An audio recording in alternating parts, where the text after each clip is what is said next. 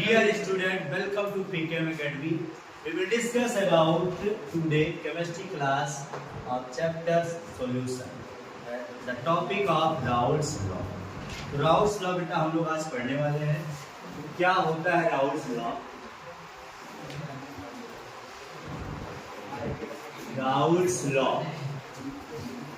Raoult का नियम.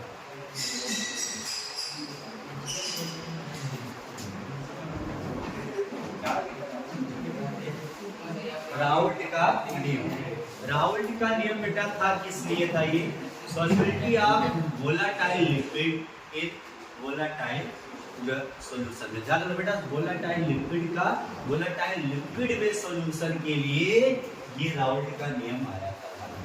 Sir volatile liquid क्या होता है, यानी वाष्पशील द्रव क्या होता है?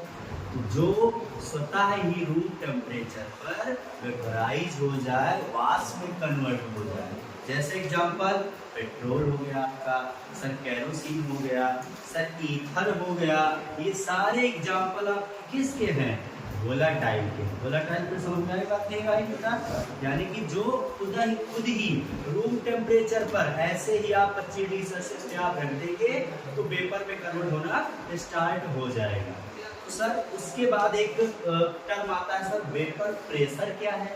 तो वेपर प्रेशर एक ऐसा प्रेशर होता है जो कि लिक्विड के फेज पर, किसी वोलेटाइल लिक्विड के फेज पर लगने वाला वह प्रेशर बेटा जो होता है एग्जर्ट होता है, जो कि किसके बीच में होता है? वो लिक्विड और उस लिक्विड के वेपर के बीच में होता है. लिक्विड और उस लिक्विड के वेपर के बीच में जो प्रेशर लगता है, जो प्रेशर एग्जर्ट करता है at equilibrium, dynamic equilibrium state पे, ये ध्यान रखना है यहाँ पर, और एट कांस्टेंट टेम्परेचर पर. तो उसी प्रेशर को ही हम क्या कहते हैं? वेपर प्रेशर कहते हैं. क्योंकि ये इसकी बात यहाँ पर होगी वेपर प्रेशर की, इसलिए बेटा हम लोग इसकी बात इसमें आपको जानना जरूरी हो गया कि क्या चीज इसमें इम्पोर्टेंट है. तो अब हम देखने वाले बेटा, मान लो एक सॉल्यूशन हम बनाते हैं. अभी डेफिनेशन हम देखते हैं, पहले आप समझ लो है क्या राउल्ट लॉ. राउल्ट लॉ बेटा ये कहता है, देखो यहाँ राउल्ट लॉ ये कहता है बेटा, मान लो ये ए टाइप का बेटा ये कोई सॉल्वेंट मान लो यहाँ पे कोई ए टाइप का बॉन्डेड सॉल्वेंट है. सॉल्वेंट मतलब विलायक, ठीक. इसमें सर अगर H2O है तो यहाँ ए आपका H2O हो जाएगा, H2O में H2O हो जाएगा, H2O बॉन्डिंग चल रही है, ठीक है. तो इस तरीके का आपका बेटा एक मान लो सॉल्वेंट हो गया, ठीक है.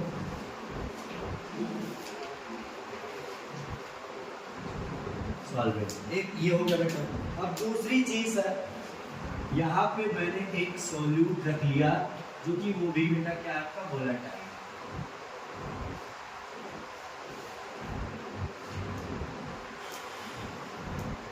ये सॉल्यूट है, विलय है आपका, मान लो बी टाइप का, ठीक. दोनों का कंपोजिशन अलग होगा. यहाँ पे ए टाइप के मॉलिक्यूल आपस में अटैच होंगे तो यहाँ पे बी टाइप के मॉलिक्यूल अटैच होंगे यहाँ पे. अब हमने क्या किया बेटा, दोनों कैसे होता है यहाँ से? Volatile.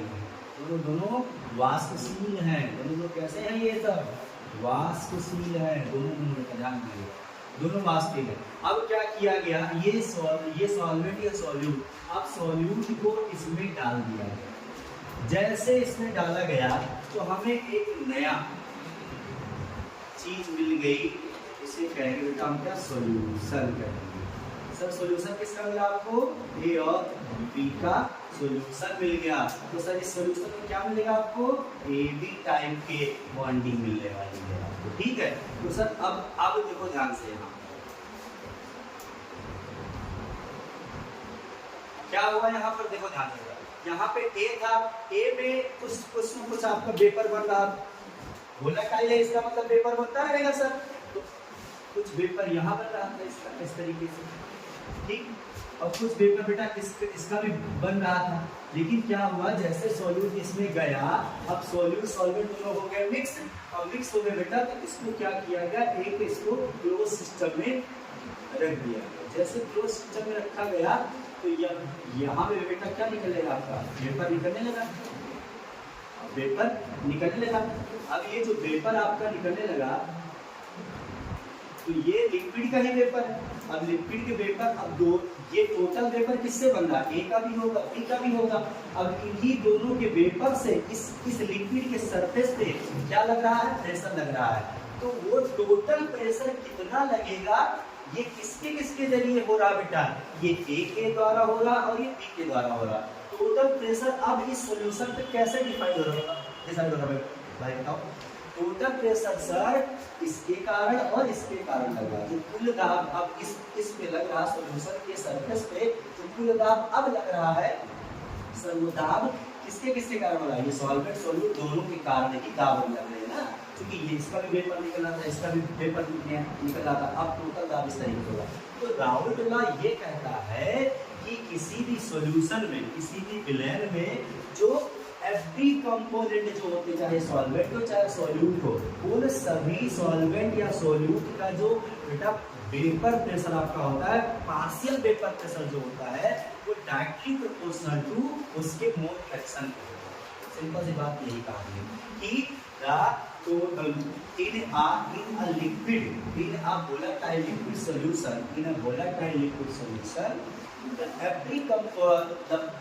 partial vapor pressure of every component is directly proportional to its mole fraction। Simple सी बात यही कहानी है। इसका मतलब सर क्या हुआ कि अब देखो बेटा, अब इसके नियम समझो, कहानी देखो सर। यहाँ पे किसी वाष्पशील, पहले हिंदी लिख देते हैं फिर आपको इंग्लिश में निकालते हैं। किसी वाष्पशील द्रवीय विलयन, किसी वाष्पशील द्रवीय विलयन में प्रत्येक अवयव का आंशिक वाष्प दाब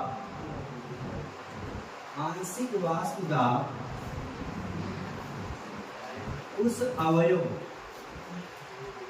के मोल अंश या मोल प्रभाव के समानुपाती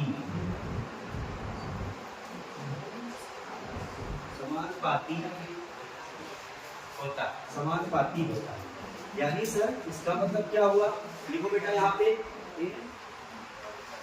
लिखो बेटा यहाँ पे एक इसमें रहेगा बेटा निश्चित ताप पर, ठीक है, निश्चित ताप पर रहेगा, ठीक है। साम्य अवस्था पर भी लिख सकते हैं आप, गतिक साम्य अवस्था, गतिक साम्य अवस्था, ये दो कंडीशन नहीं चाहिए आप इस पे। तो किसी वाष्पशील द्रवीय विलयन में प्रत्येक अवयव का आंशिक वाष्प दाब उस अवयव के मोल अंश के समानुपाती होता है। तो लिखेंगे बेटा for a volatile liquid solution,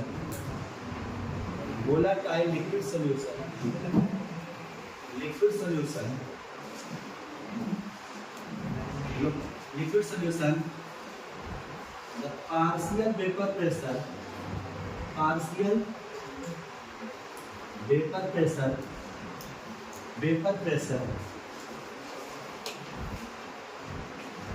is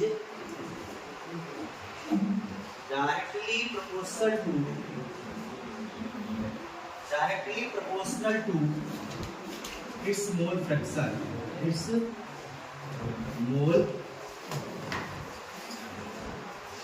partial pressure of every component,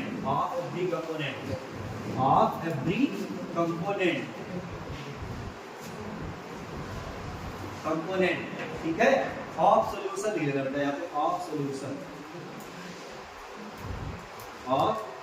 every component of solution is directly proportional to its mole fraction,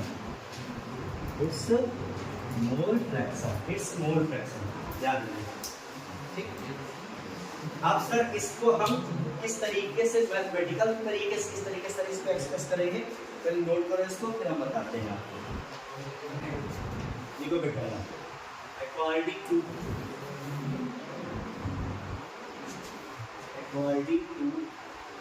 Raoult's law,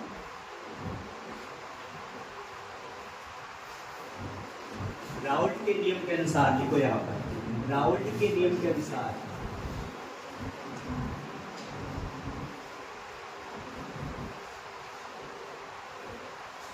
Raoult के नियम लिखा तो बेटा देखो यहाँ पर लिखेंगे for a component, for a अवयव के लिए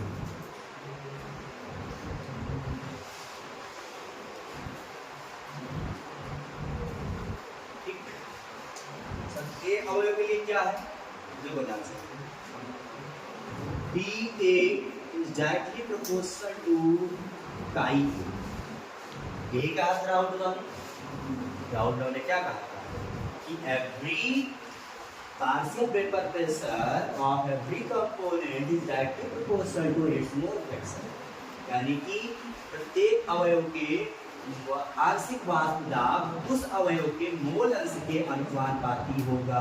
ये तो बताया था है बेटा, अनुपाती का साइन उठाओ, यहाँ आ जाएगा बेटा क्या कहते हैं आपका PA नॉट का क्वेश्चन फर्स्ट हो जाएगा, ठीक है सर। अब यहाँ देखो सर PA नॉट क्या है, हम तो जान तो गए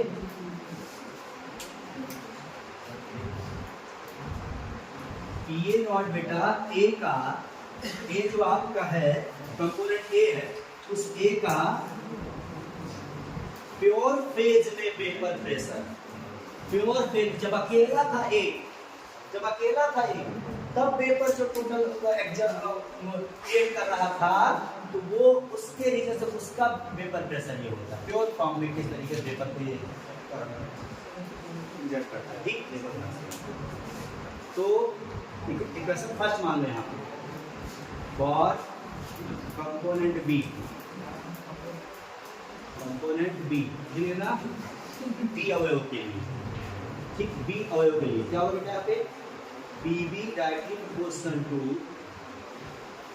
काई। आपको पता है कि ये क्या है आपका सॉल्यूशन पर, कहां पर सॉल्यूशन पर ए के द्वारा लगने वाला आंशिक वाष्प दाब है, ध्यान रखना सॉल्यूशन का है ये सॉल्यूशन वाला, ये भी बेटा बी के द्वारा सॉल्यूशन पर आंशिक वाष्प दाब है। काई ये क्या है मोल अंश है, ये मोल फ्रैक्शन है, ये किसका ए का, ये क्या है काई भी क्या है मोल अंश है किसका बी का। सर ये हटाएंगे हम बी नॉट, यहाँ बेटा PA नॉट एक कांस्टेंट है, कांस्टेंट कैसा कांस्टेंट है यहाँ लिख सकते हैं वह जहाँ PA नॉट बेटा क्या है आपका शुद्ध प्रवस्था पर, शुद्ध प्रवस्था में ए का आंशिक वाष्प दाब, मतलब विलयन नहीं अभी बेटा, अभी अकेला है ये, तब की बात है, ध्यान रखना। तो PA not is partial vapour pressure of pure phase, pure phase में ठीक है ना, प्योर फेज में है ठीक है, इन प्योर फेज। और सेम कहानी बेटा यहाँ भी है, PB नॉट सब क्या है यहाँ पे शुद्ध प्रवस्था में डी का आंशिक वाष्प दाब, डी का आंशिक वाष्प दाब, यानी कि in pure phase the partial vapour pressure of D, ठीक है ये प्योर फेज, जब अकेला था तब कितना प्रेशर क्रिएट कर रहा था, अब सॉल्यूशन में आ गया तो ये वाला हो गया, समझ के बात को ना। चलो अब बेटा इक्वेशन 2, अब आप जानते हो बेटा क्या कहते हैं किसी भी सॉल्यूशन में according to Dalton law, according to Dalton law किसी भी बेटा कोई सिस्टम है, उस सिस्टम में जितने उस मिक्सचर में या उस सॉल्यूशन में जितने भी बेटा सोल्यूट होंगे या जितने भी कंपोनेंट होंगे, उन सारे कंपोनेंट द्वारा जितने भी क्या कहते हैं पार्शियल प्रेशर क्रिएट होगा, वो सारे पार्शियल वेपर प्रेशर का सम उसका टोटल पार्शियल वेपर प्रेशर के इक्वल हो जाता है। क्या बताएंगे कोई सिस्टम है उसमें एक बिले नहीं 2 3 4 सॉल्यूट हो जाए, बिले हो जाए, वो अपना पार्शियल वेपर प्रेशर क्रिएट करे, तो sir total partial vapour pressure क्या होगा सॉल्यूशन का, सब प्रेशर को क्या करते हैं हम लोग ऐड कर लेते हैं, तो अकॉर्डिंग टू डाल्टन देखोगे यहाँ पे बाई डाल्टन से, डाल्टन का क्या कहता है पी टोटल, लिख देना डाल्टन के नियम से पी टोटल, पी टोटल क्या होता है यहाँ पे लिख दो पहले को यहाँ yes P total equal to PA plus PB हो जाएगा, पीए प्लस पीबी हो जाएगा बेटा। अब देखो पीए और पीबी क्या है पहले बताओ दोनों की कुल दाब है, पीए की वैल्यू कितनी बताओ इक्वेशन फर्स्ट रखो भाई, पीए not chi A, PB value बेटा पीबी नॉट, यही आपको बेटा फाइनल नहीं बल्कि यही आपका क्या कहते हैं मेन राउट लॉ का इक्वेशन है। अब इसे थोड़ा सा और मॉडिफाई कर लेते हैं इस इक्वेशन को बेटा। आपको पता है यहाँ पर कि sir chi A plus chi B equal to 1 होता है, तो यहाँ सर काई ए की वैल्यू निकाल लेते हैं हम लोग 1 माइनस काई बी। इस काई ए को हम सब्स्टिट्यूट कर देंगे जहाँ जहाँ है बेटा ये इक्वेशन, तो कुल वैल्यू ऑफ काई ए इज इक्वेशन थर्ड, समीकरण 3 में काई ए का मान रखने पर पी टोटल अब आपका बेटा क्या हो जा रहा है यहाँ पर ध्यान दो, पी टोटल अभी आपका यहाँ हो जा रहा है पी ए नॉट 1 माइनस काई बी प्लस पीबी नॉट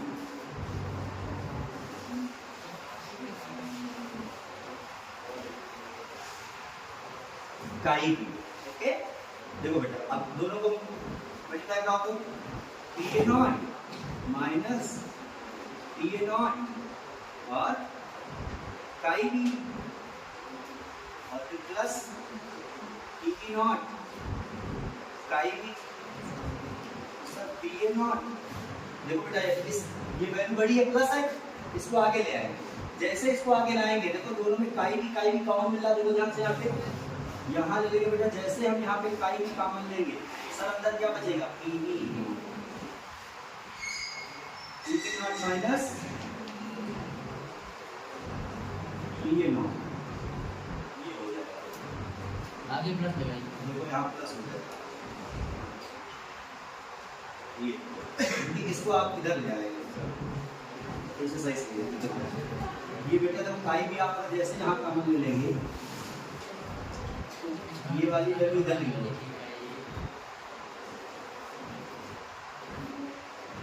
ये हो जाएगा बेटा क्या पी टोटल, यही आपका बेटा फाइनल। सारी चीजें आप जान रहे हो सर, ये क्या है ये शुद्ध अवस्था में बी का वाष्प दाब है, आंशिक वाष्प दाब है। ये क्या है सर पी ए नॉट क्या है सर शुद्ध अवस्था में अवयव ए का आंशिक वाष्प दाब। सर काई ये क्या है बी घटक का बी घटक का मोल भाज्य मोल अंश mole fraction of component B, या ए का वही घटक कंपोनेंट ए का हो जाएगा मोल फ्रैक्शन आपका, ठीक। चलो नोट करो इसको।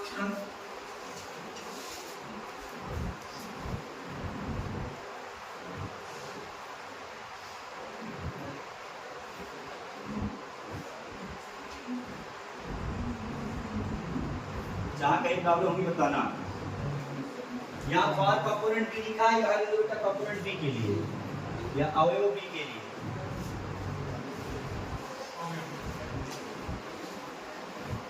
अवयव बी के लिए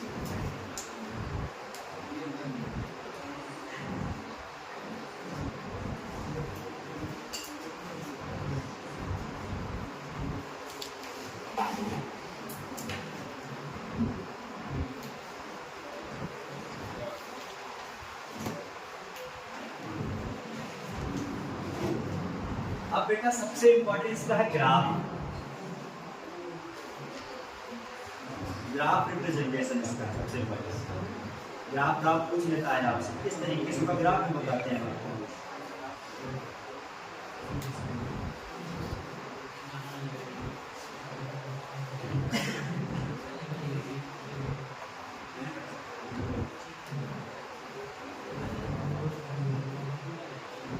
अगला को बेटा आप क्या कहते हैं, graphical representation of Raoult's law.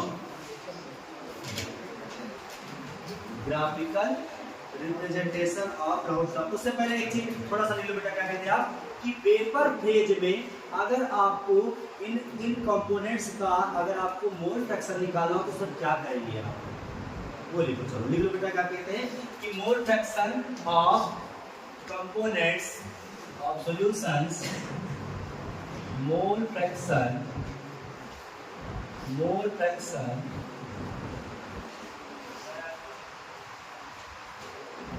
of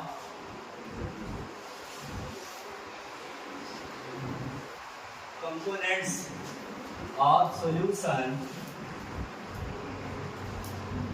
in vapor phase। देखो बेटा यहाँ पे वाष्प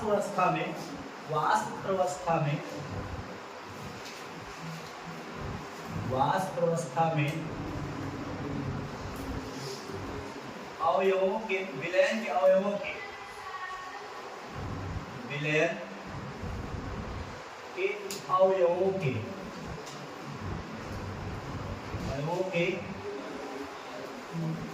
मोलंस। सर ये कैसे होगा, बहुत इजी है। देखो बेटा यहाँ पे सर हम लेट कर लेंगे फॉर ए कंपोनेंट, तो YA, सुनो बेटा इसको हम यहाँ वेपर फेज का कंपोनेंट हम बेटा यहाँ क्या मानेंगे, मोल फ्रैक्शन को इसको बेटा हम Y से मान लेंगे। वहाँ हम क्या मान रहे थे सर बेटा X मान रहे थे, यहाँ हम Y मान लेंगे, ठीक है। तो YA इक्वल टू हो जाएगा बेटा यहाँ पे PA अपान में P टोटल, और थोड़ा ध्यान से YA इक्वल टू हो जाएगा बेटा यहाँ पर PA अपान ये, या फिर सर इसको ऐसे भी ले सकते हैं आप PA नॉट काई A अपान में P टोटल, ये भी ले सकते हैं। और सर फॉर B कंपोनेंट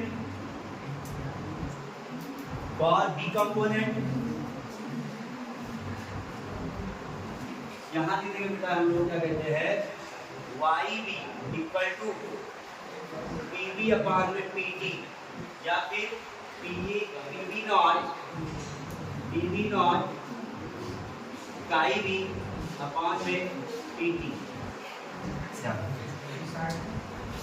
तो ये बेटा न्यूमेरिकल के लिए बहुत इंपॉर्टेंट है, ये चीज बहुत जरूरी है आपको जानना है। न्यूमेरिकल के लिए बेटा ये दोनों, न्यूमेरिकल के लिए आपको ये ज्यादा हेल्पफुल करेगा, और ये फॉर्मूला आपका थर्ड इक्वेशन, और इसको आप फोर्थ मान लो, तो थर्ड फोर्थ दोनों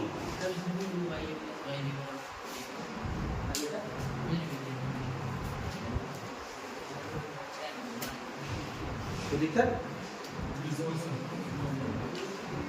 ये न्यूमेरिकल के लिए ये तीनों पार्ट बेटा आपको दिमाग में रखना चाहिए, बस ध्यान दें। हो गया, ये तो हो ही गया होगा। अब बेटा देखो graphical representation of Raoult's law,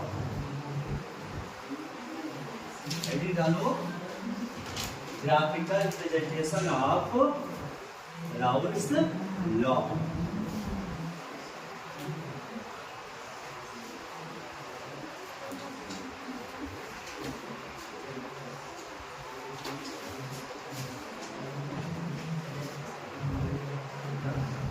graphical representation of Raoult's law.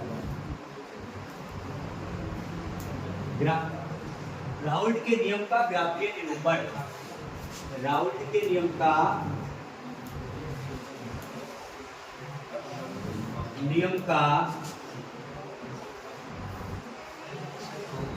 ग्राफीय निरूपण। बाइलिंगुअल है भाई, कहीं मिलने वाला नहीं है, ये ध्यान रखना। कितना भी आप चले जाओ कहीं भी बाइलिंगुअल नहीं मिलने वाला नहीं है। बस हाँ, हेडिंग भले बता दिया जाएगा आपको दोनों लैंग्वेज में, लेकिन मटेरियल आपको नहीं प्रोवाइड कराया जाएगा। ये ध्यान रखना, हिंदी इंग्लिश दोनों में यही खास बात है यहाँ। चलो अब बेटा देखो यहाँ ध्यान से, आपने क्या सीखा है sir? PT equal to PA naught chi A plus PB not chi ए, यही पढ़ा आपने? चलो देखो ध्यान से यहाँ, या फिर इसको ऐसा भी कह सकते बेटा कि PA प्लस PB कह सकते हैं, सोल्यूशन का है ना। जो बेटा यार ऐसे आपको दो लाइन खींचनी है, बहुत सारे मतलब लोग बस समझने में सर दोनों तरफ से कह सकता है क्या होता है, किस तरीके से ग्राफ इसका बनता है, कुछ समझ नहीं आता है। देखो ध्यान, कैसे जानना है, दोनों तरफ से आप लाइन खींच लो, और ये आपका मान लो ये आपका एक्स एक्सिस होगा, ये आपका दोनों तरफ क्या हो गया, वाई एक्सिस हो गया, ठीक। अब सब देखो यहाँ पे लिख लेंगे बेटा मोल फ्रैक्शन, नीचे क्या लिखेंगे हम लोग, मोल फ्रैक्शन, मोल अंश, मोल अंश।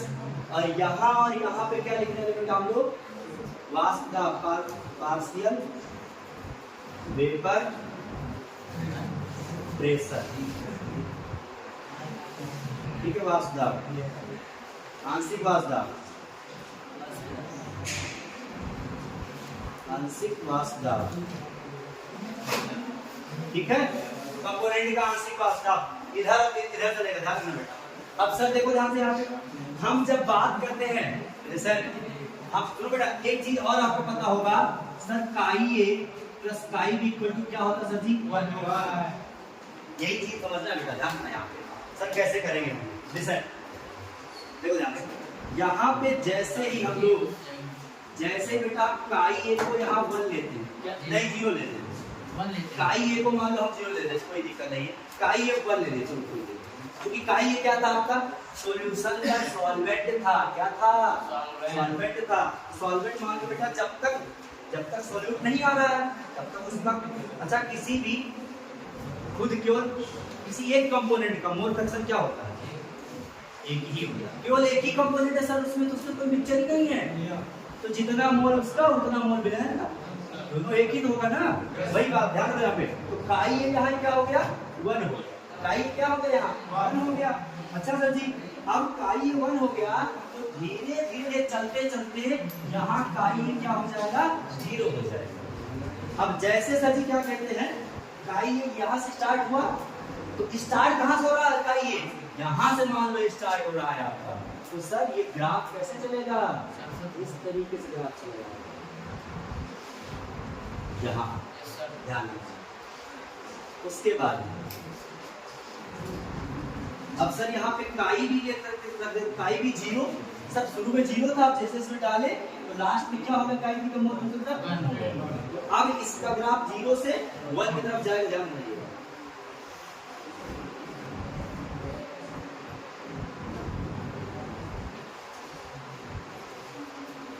इस तरीके से। अब सर ये वाला क्या हुआ आपका, ये हुआ, ये देखो ये है ना बेटा, ये PA हुआ, नहीं बेटा PA ये हुआ ना, स्टार्ट यहाँ से आपका हुआ, देखो PA आपका ये हुआ, ठीक, PA आपका ये हुआ, तो PA आप क्या दे देते, PA नॉट काई है, बोलो हाँ सर, ये वाला आपका यहाँ काई भी 0 से स्टार्ट हो रहा बेटा, वो अब क्या हो जाएगा, PB हो जाएगा, PB आपका क्या है, PB नॉट काई, ठीक है। अच्छा सर, तो ये क्या हुआ सर, ये P टोटल हो गया आपका, क्या हो गया, ये P टोटल हो गया आपका, ठीक है। ध्यान दो यहाँ पे, A के कारण इतना वेपर प्रेशर था, बात समझो बेटा, A के कारण से इतना वेपर प्रेशर था और B के कारण से इतना वेपर प्रेशर, तो सर टोटल कितना, इस तरीके से P टोटल यहाँ हो जाएगा, P टोटल आपका PA प्लस PB हो जाएगा।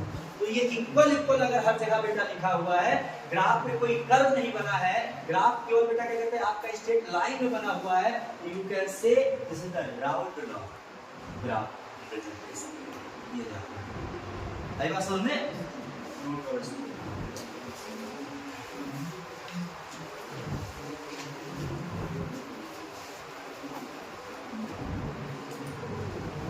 राउंड लॉ किसको फॉलो करता है? आइडियल सॉल्यूशन को फॉलो करता है। अभी बताएंगे आपको आइडियल और नॉन आइडियल।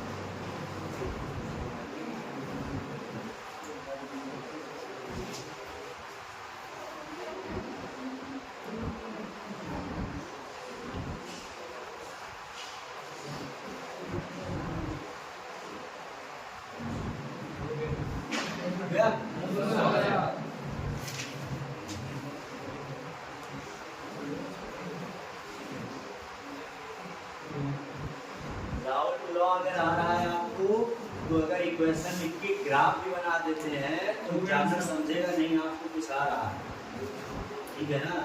ये सारी देखो फिगर वगैरह बनाने से बेटा ना आंसर में 4 चांद लगता है, ये ध्यान रखना। बहुत सारे बच्चे क्या करते हैं 2 नंबर 3 नंबर में आया सर लिख दिए, पूरा पैराग्राफ बना दिए, बस हो गया लो राउंड। ऐसा नहीं लिखना बेटा, डिफरेंट लिखना है आपको। कॉपी में नंबर आपको कम मिलेगा जब सबसे कॉपी आपकी अलग होगी, ध्यान रखना। उसमें कुछ ना कुछ एक्स्ट्रा चीज, कुछ ऐसी चीजें आपको बतानी है ताकि बाकी आंसर तो आपको टू द पॉइंट लिखना है, जो पूछ रहा है वही लिखना है। लेकिन अगर उससे रिलेटेड कुछ चीजें, बेस्ट चीजें अगर जान रहे हो जिससे आंसर में और कुछ आ सकता है, ऐड कर सकते हो आप, कोई दिक्कत नहीं। ठीक है। अब बेटा एक छोटा सा इसका कॉन्सेप्ट ये है कि लिक्विड का हम बता रहे थे आपका वोलेटाइल लिक्विड का, लिक्विड में सॉल्यूशन, वोलेटाइल लिक्विड में सॉल्यूशन बेटा बता रहे थे हम। एक छोटा सा टॉपिक और इसी पे है बेटा, क्या कहते हैं कि एक मान लो एक सॉलिड का अगर लिक्विड में हो जाए तो वो किस तरीके से होता है, छोटा सा टॉपिक है बेटा, उसको हम बता देते थे। ठीक है, फिर हेनरी लॉ का इसमें कुछ रिलेशन भी हो जाता है, फिर हम आइडियल नॉन आइडियल पे आते हैं। ठीक है, हटाएं इसको। Yes sir.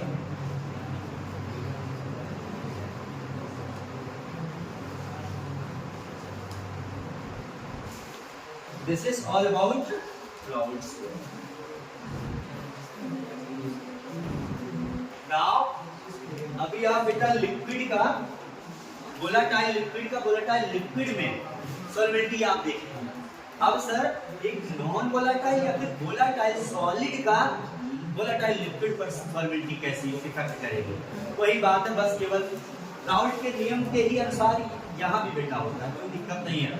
वहाँ भी चीजें बताई जाती है, कोई भी कंपोनेंट सॉल्यूशन का, उस पे जो प्रेशर होता है बेटा, उसका वेपर प्रेशर जो होता है, उसका आंशिक वेपर प्रेशर जो होता है, वो उसके मोल अंश के ही समानुपाती कह लो, चाहे डायरेक्ट मोशन कह लो, वो होता है। ठीक, वही बातें हैं बस, और कुछ नहीं। बस एक लाइन इसमें लिख लेनी है आपको, बस सॉल्युबिलिटी ऑफ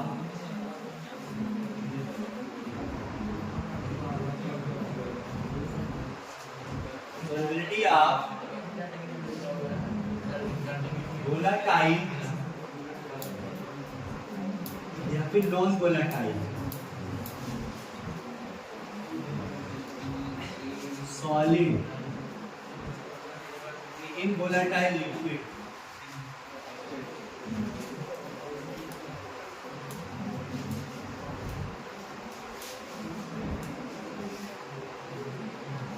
ये बेटा इसकी सॉल्वेबिलिटी तो देख लो आप बेटा, वाष्पशील या अवाष्पशील ठोस की वाष्पशील द्रव में विलयता।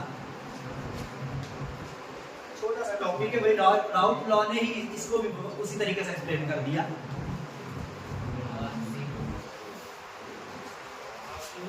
वाष्पशील या अवाष्पशील ठोस की वाष्पशील द्रव में विलयता। ये क्या है सर?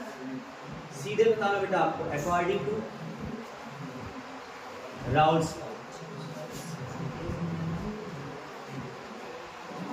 Law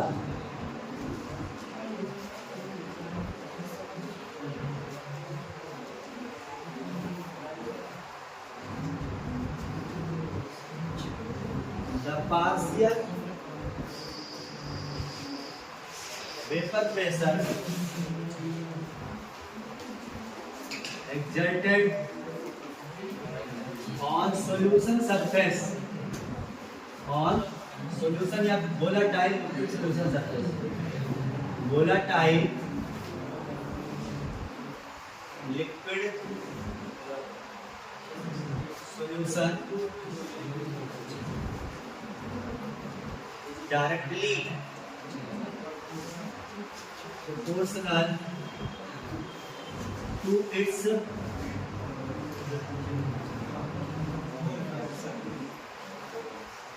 mole fraction. ठीक है, वही बात है बेटा। क्या है सर इसमें? देखो बेटा वही कहानी, ई आई कोई भी साइड के लिए मान ले रहे हैं आप, इवन क्यों नहीं काई, मतलब सर क्या हो गया?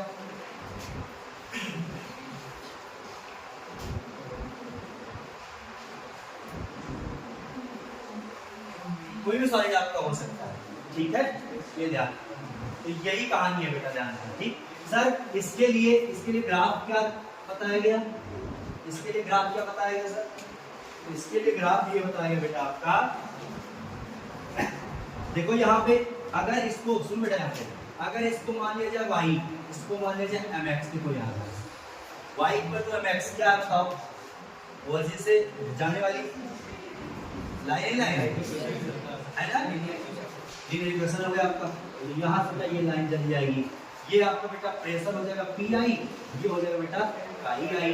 तो सर यहाँ स्लोप क्या हो जाएगा? पी आई नॉट हो जाएगा स्लोप। ठीक है, ये ध्यान लिखो बेटा, इसके अकॉर्डिंग लिख देते हैं। चलो, राउल्ट के नियम के अनुसार, राउल्ट के नियम के अनुसार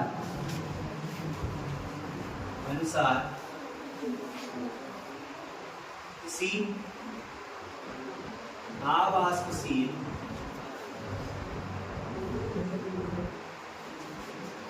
पार्शियल वेपर प्रेशर ऑफ बेटा यहाँ पे नॉन वोलाटाइल और वोलाटाइल सॉलिड, ये चीज लिखना बेटा यहाँ पे, partial vapour pressure of non volatile या फिर वोलाटाइल सॉलिड की बात है। किसी अवाष्पशील या फिर वाष्पशील, अवाष्पशील या फिर वाष्पशील का आंशिक वाष्प दाब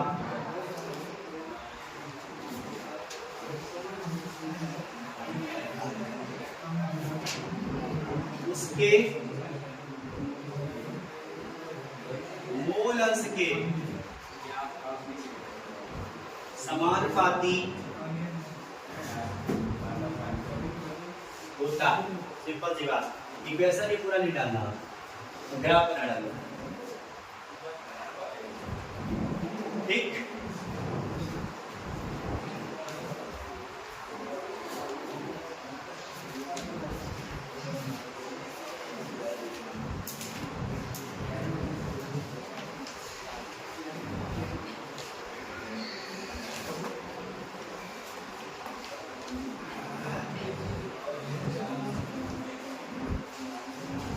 राउल्स लॉ के बेटा कुछ लिमिटेशंस हैं, ठीक।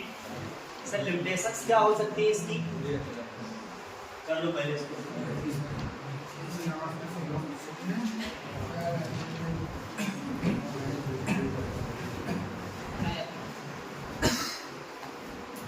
लिमिटेशंस लिखिए बेटा।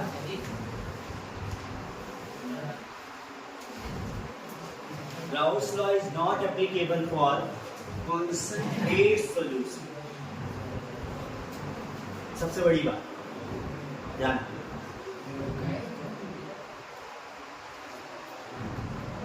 Raoult's law is not applicable for limitation से बेटा लिखना है आपको, इसको हटा दें।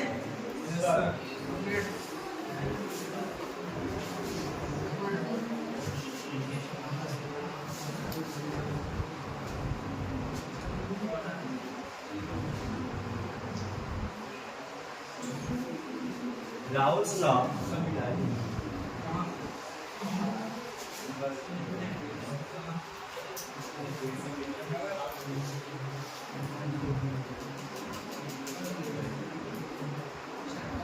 Raoult's law राउल्ट के नियम की सीमाएं, दो तीन सीमाएं हैं, लिख लो बस, बहुत ज्यादा नहीं बेटा। देखो लिखो,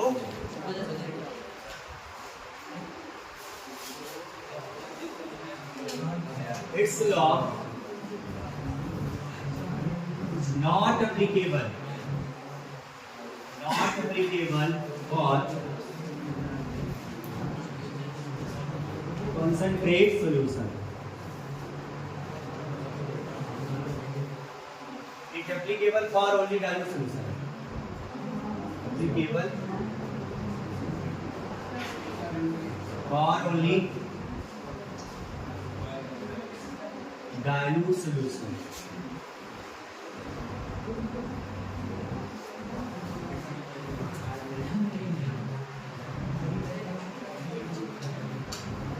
It follow to ideal solution। ये आइडियल सॉल्यूशन को बेटा अनुसरण करता है, ठीक है। तो लिख लो बेटा, हिंदी में लिख लो, क्या कहते हैं, देखो यह नियम शांत विलयन के लिए उपयोगी नहीं होता है। यह विलयन शांत विलयन के लिए उपयोगी नहीं होता। शांत विलयन बेटा हो जाएगा तो वेपर क्या बनेगा, फिर तो उसी का रह जाएगा। थोड़ा सा रखो, थोड़ा सा इफेक्ट हो इसमें। तो यह केवल तल विलयन के लिए ही उपयोगी होता है। यह केवल तल विलयन के लिए ही उपयोगी होता है। नेक्स्ट बेटा आपका है, यह आदर्श विलयन का अनुसरण करता है। यह नियम आदर्श विलयन का अनुसरण करता है।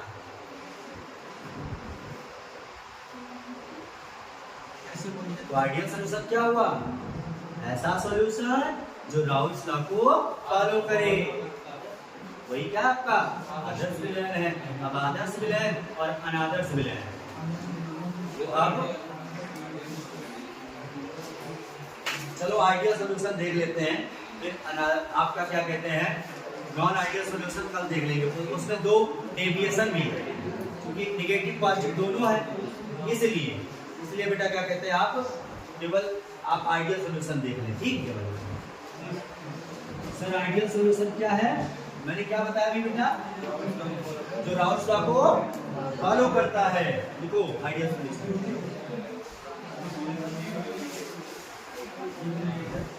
आइडियल सॉल्यूशन आदर्श विलयन।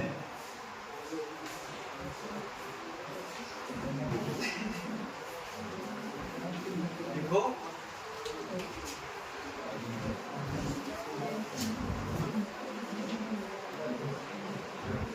that solution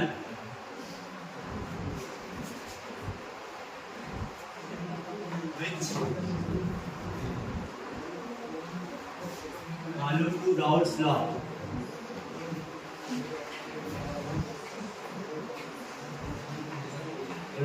law called as ideal solution.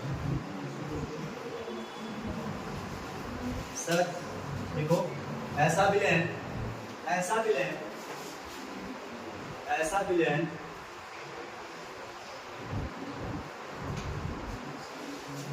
जो राउल्ट के नियम को, जो राउल्ट के नियम का पालन करता है,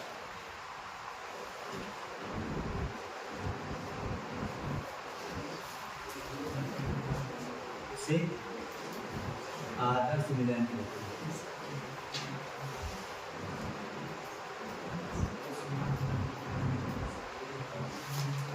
सर आदर्श विलेन कैसे हम जानेंगे आदर्श विलेन है? समझो बेटा, for ideal solution,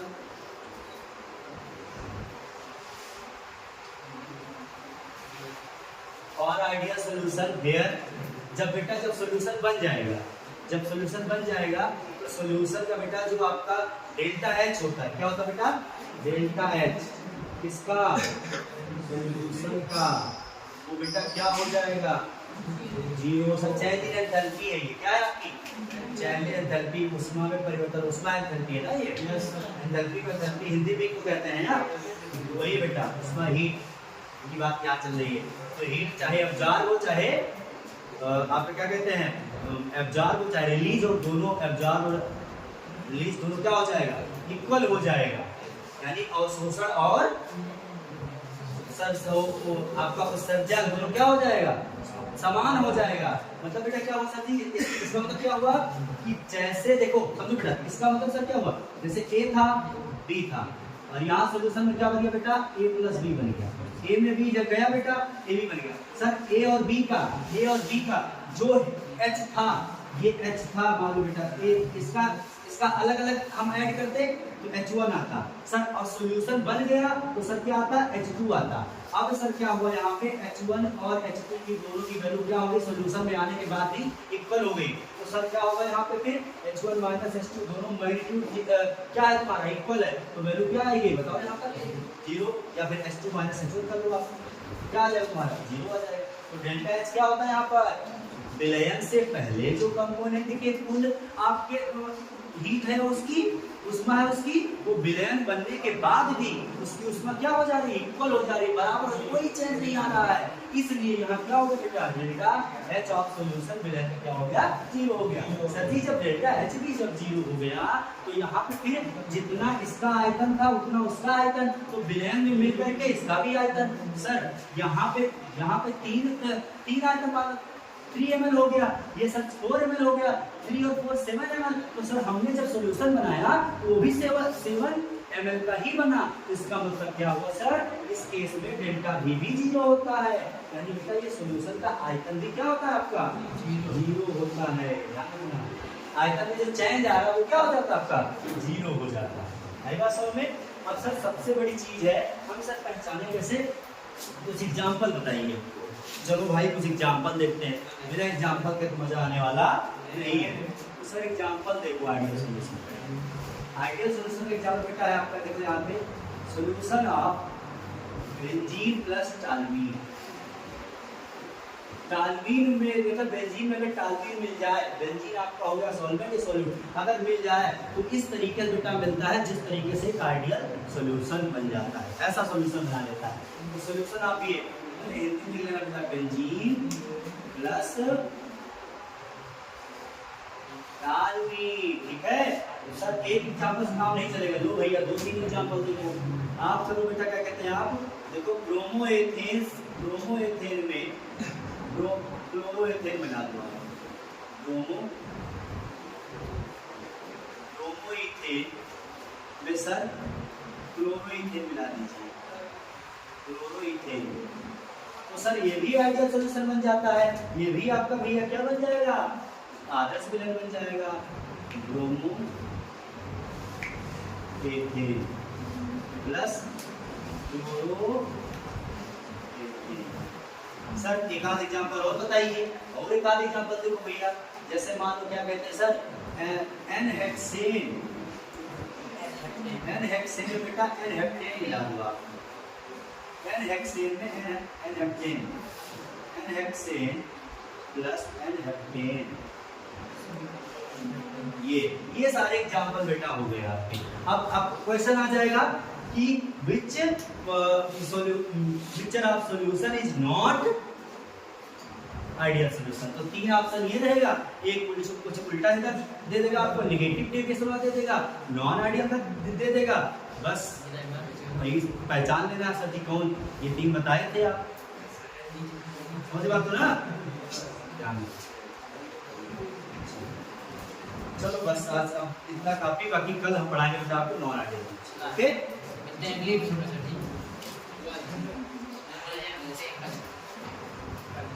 thank you, best of